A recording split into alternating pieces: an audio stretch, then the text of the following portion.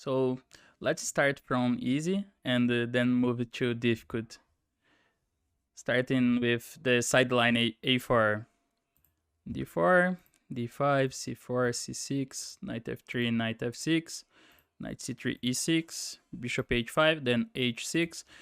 Here, just a little reminder that you shouldn't mess the move order, because in case of d takes C4, E4, we are in the Botvinnik system, and now H6 doesn't transpose because now white takes on F6, queen takes, and the bishop takes C4, getting a kind of improved version of the Ragozin of some similar positions, similar lines. So H6 first, of course, then bishop H4, and here d takes C4. As we will see, E4 is of course the most dangerous and the most ambitious for white. But what about A4? E3, in case of E3, B5, A4, bishop B4, we have the same position. But A4 has the intention of the idea of avoiding B5 and then preparing E3, either E3 or E4 in an improved version for white. This is an useful move in many positions, like in the Slav defense, but here it's not posing problems for black.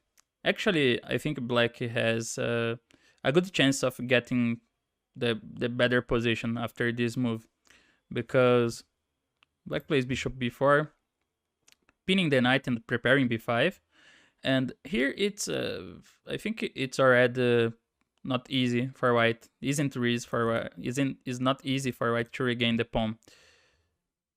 So e3. Of course, now e4 is just a huge mistake, because g5. This is the advantage of having h6 played.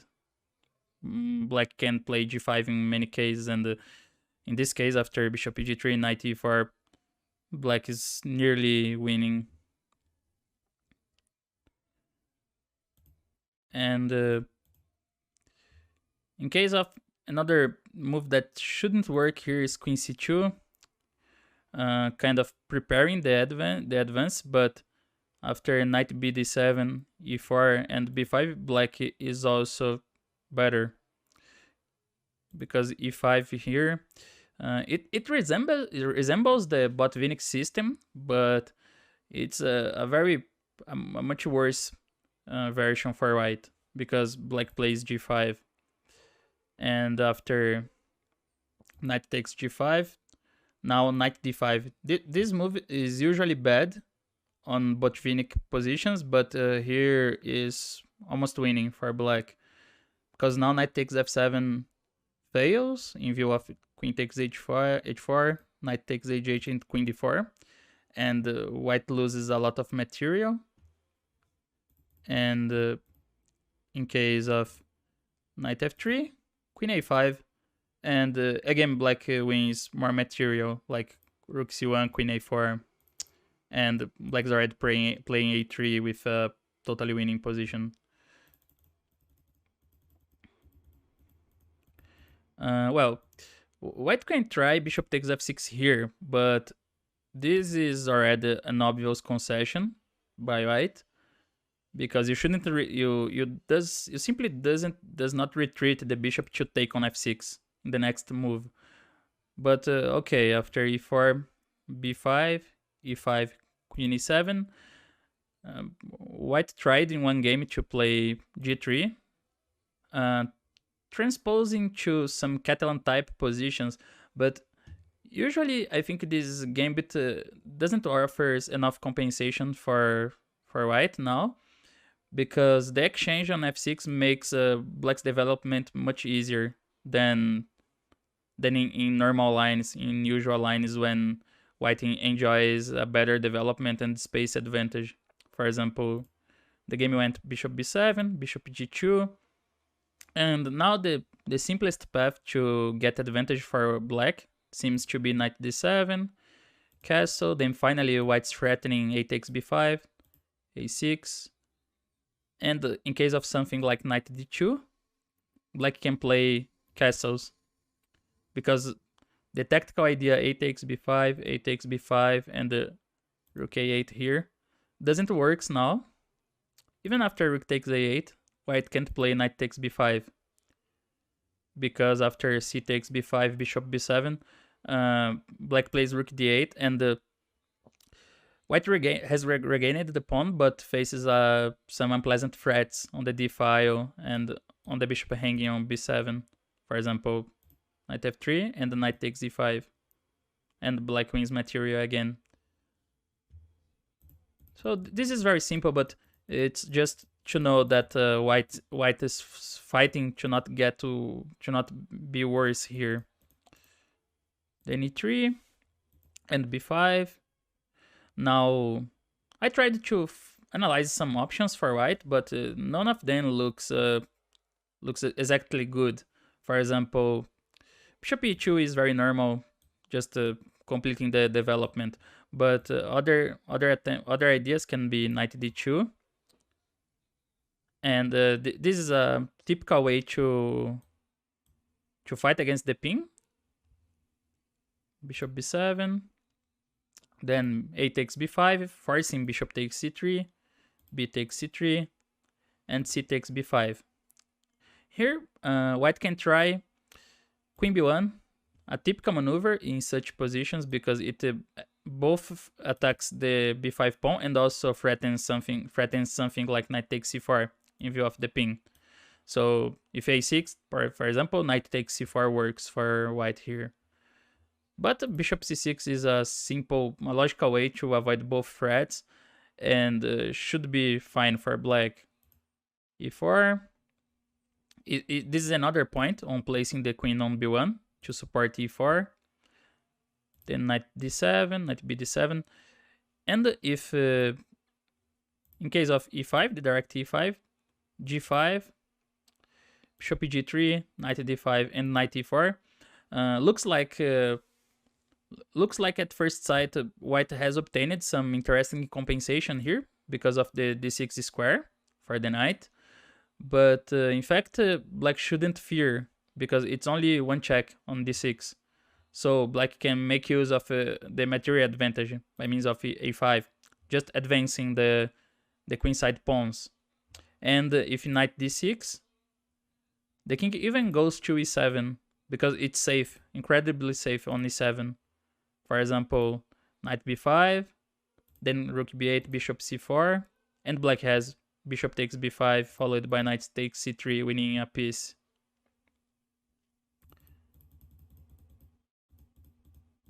And if white plays slower with bishop e2, then black has time to avoid the pin, queen b6, castles, and I don't see enough compensation for white here again. For example, one game went bishop f3 here, and it was a draw, but I think it's not difficult to improve black's play. For example, rook fc8, rook e1, and bishop b7.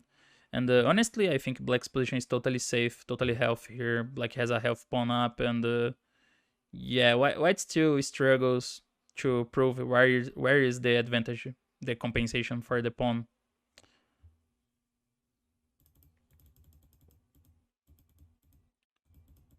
So besides knight d2, I think the most natural here should be bishop e2, just developing. Then knight b d7. I think here the only thing that black should remember and that requires some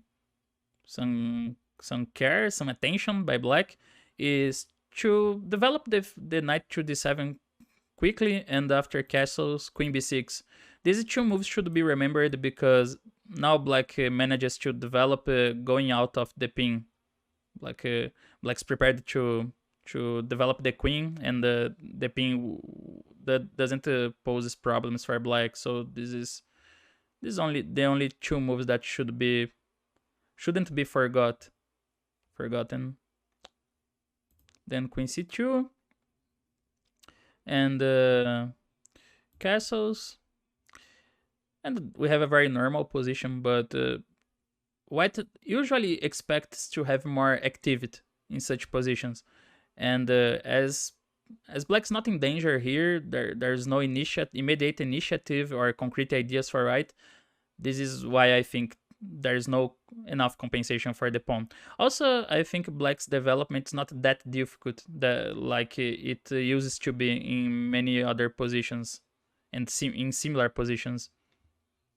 Still, we can fight a few games here. For example, e4. It's very natural, taking more space in the center, but it's a bit slow, and black is able to organize his forces here. Black was able to organize his forces here. a6, rook fd1, then bishop b7, and there's no way to break through black's position. For example, if e5, knight d5, knight e4, then c5, and black is already winning here because black manages to free the pieces and keeps the pawn up. So the game went knight e5, knight c7, and knight takes d7, knight takes d7, bishop g4, possibly preparing something like d5 here to fight for the initiative, but knight b6 would be fine for black. Black even won the game with playing a different way, but knight b6, I mean, this looks perfectly solid for black.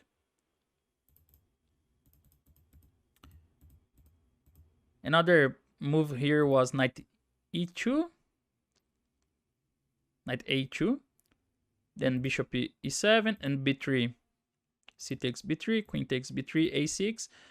In many Catalan positions, white sacrifices the pawn to get open lines on the queen side, and mainly to exploit the dark squares, the weak dark squares on black's camp. But here, black is able to protect the squares, and also I don't think black has big problems to prepare the advance c6, c5, which usually gives black a free game. So rook fc1, bishop b7, knight c3, rook f e8, ag3, rook a8. Black simply develops the pieces to sensible squares. Bishop g3 was played, but here after developing everything, black is prepared to start direct action, trying to free her game. So a nice continuation is b4, and if the knight goes back to a2, a5 is already very good for black. Queen a7, knight a4, but now black managed to play the freeing advance c5 and had an already winning position.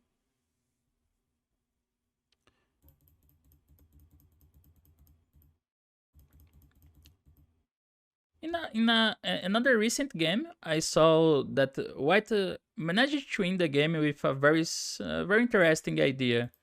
White played here bishop takes f6, then knight takes, knight a5, knight e5. White aims to make use of the knights, which is a common idea here, trying to exploit the dark squares and also aiming to press the long diagonal. Then a6. And here, white tried knight e4, creating an interesting trap, really interesting and subtle trap that worked in the game. After bishop f3, bishop b7, things are simpler for black, I guess, because knight e4 now doesn't improve white's chances. So after knight takes e4, queen takes, white threatens knight d7 and knight takes c6, but after rook a d8, black is more than fine. Here, knight takes c6 would be a blunder because rook d7 and white should lose the knight in the next moves. But knight a4 worked in the game because black played bishop e7, retreating the bishop, and here things went out of control because white has the idea knight takes c6, and this has a very strong tactical idea in mind. If queen takes c6, then knight takes f6, bishop takes f6, bishop f3, winning an exchange. So after this move was played, black, I think, lost concentration and continued with knight d5. But after knight takes d7, knight takes and a takes b5, it's white who is going to end with a pawn up, and white went on to win this game. But this is, I think, black's white's only worth idea. The easiest way to avoid problems for black here would be knight d7, retreating and exchanging the knight on e5. Now, a possible continuation, there are many options for white, but a possible continuation could be knight takes d7. But in case of something like f4, black can simplify the position, but first playing f5, knight c3, then exchanging knights on a5, bishop b7, bishop f3 and c5. Looks very good for black. Also rook f d1, rook d8, b3, knight takes e5, d takes e5, c takes b3, queen b3, bishop f8. Looks at least playable for black. For example, knight d6, rook b8, queen c2, bishop b7, and black keeps a solid position here and still is a pawn up. So knight takes d7, bishop takes, and b3 seems the only logical way to try to look for a compensation on the queen side. But here c takes b3, queen b3, a5, rook fc1, rook fd8, knight c5 and bishop e8, for example. This is a very logical continuation, because white achieves a strong knight on c5, but I still think there is no enough compensation for white, because basically black had no problems to finish development. Black has the bishop pair, and black is still a pawn up. So yeah, in long term, I think black is more than able to consolidate the material advantage and should be able to exploit the pawn, especially because of moves like b takes a4 or bishop takes c5 followed by b4. In both cases, black gets a passed pawn, and the knight's not as stable as it looks on c5, because rook d5 can be considered in many positions. So a4 is simply harmless, and it doesn't offers real chances of initiative or advantage for white.